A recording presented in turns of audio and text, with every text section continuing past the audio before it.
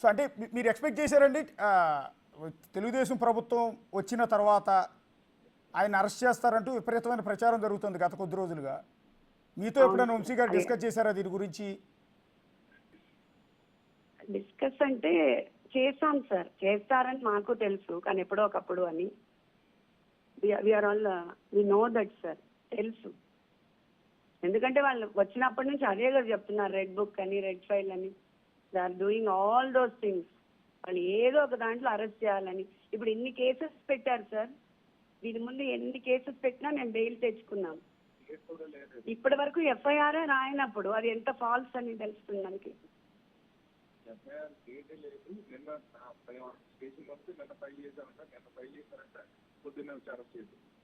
నిన్న ఫైల్ చేసి పొద్దునొచ్చి అరెస్ట్ చేశారు. మాకు ఇంతవరకు కాపీ సర్వ్ చేయలేదు సార్ ఎఫ్ఐఆర్. అంటే ఇదంతా కక్షపూరితమైన అరెస్ట్ గానే చూస్తున్నారా మీరు? అవును సార్, వెరీ మచ్ ఎవిడెంట్ కదా. విజయవాడలో కూడా మాకు ఇప్పటి వరకు నోటీస్ సర్వ్ చేయలేదు. మేము వెళ్ళి అడిగినా ఇవ్వట్లేదు వాళ్ళు ఎఫ్ఐఆర్ కాపీ. స్టేషన్లో మా వాళ్ళు ఆల్రెడీ వెళ్ళున్నారు కానీ దే డిడ్ంట్ సర్వ్.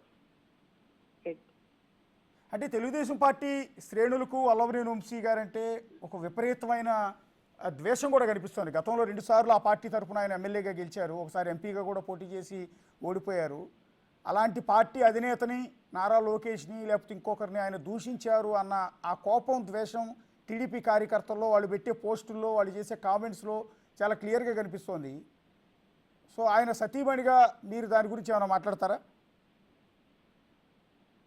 దాని గురించి అంటే సార్, అసలు ఆయన మాట్లాడారో లేదో అదేం తెలుసుకోకుండా ఏది పెడితే అది పోస్టుల్లో పెట్టడం అది కరెక్ట్ కాదేమో సార్, కరెక్ట్ కాదు. అసలు వంశీ గారు ఏం మాట్లాడారు ఏంటి?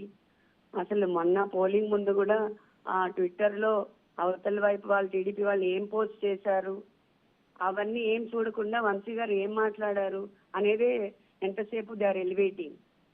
బట్ ఎందుకు అలా చేశారు, అంత నాలెడ్జబుల్, అంత ఎడ్యుకేటెడ్ పర్సన్ అనేది ఎవరు ఆలోచించట్లేదు. There should be some strong reason, right?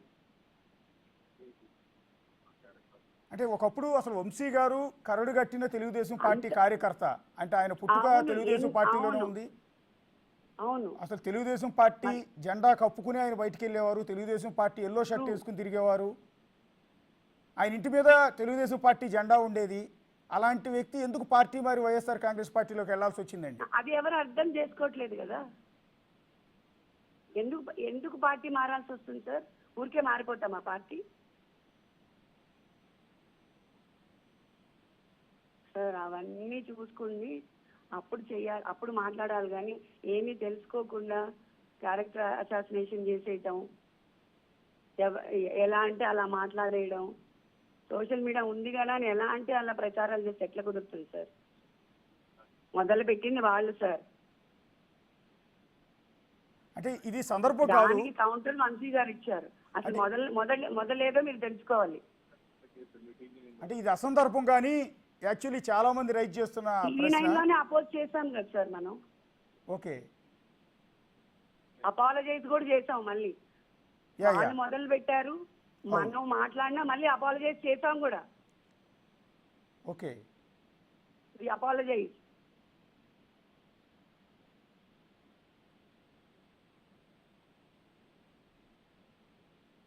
So okay, thank you Pankaj Shri గారు.